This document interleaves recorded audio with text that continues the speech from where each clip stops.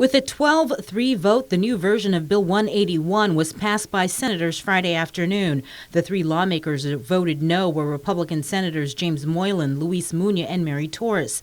The new version was only made public the day lawmakers brought it to the floor this session and added to the agenda with no discussion and no debate.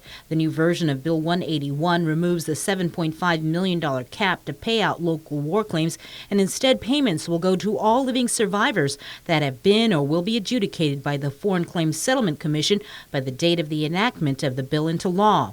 Just before session adjourned, senators reflected on the past year and what appeared to be the rush to pass the new version of Bill 181.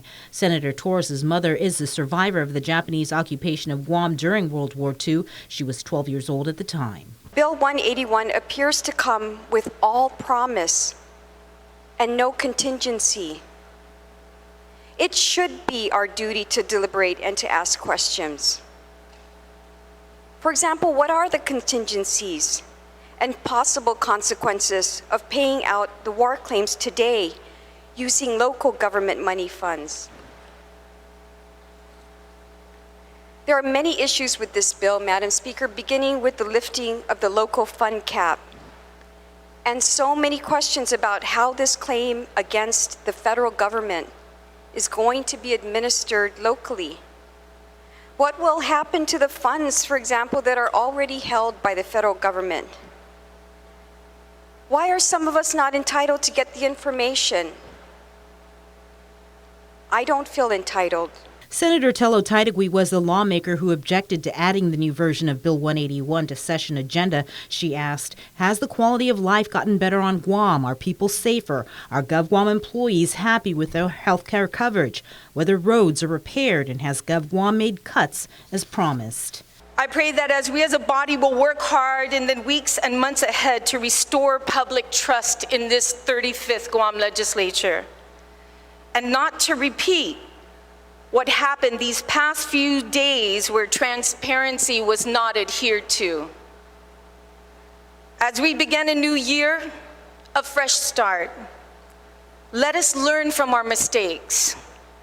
Let us be more proactive instead of reactive, and work on behalf of the people we serve with honesty, transparency, and respect. Senator Sabina Perez voted in favor of Bill 181's passage, and although she said the war reparations are not true reparations because we are paying for it ourselves. I would be remiss if I didn't feel we lost the opportunity to create a better bill.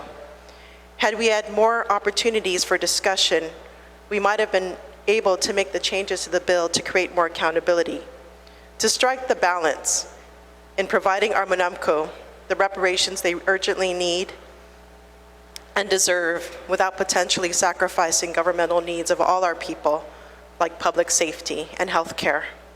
Following the passage of Bill 181, Governor Lulian Guerrero thanks senators for recognizing the importance of paying adjudicated war claims. She adds more than payment. This measure acknowledges the pains of the past and is symbolic of the peace in our present. Next, we will work quickly with the Department of Treasury to execute a memorandum of understanding and get our Manamco paid. As for H.R. 1365, there's no word on whether any action was taken before Congress was adjourned for the holidays today.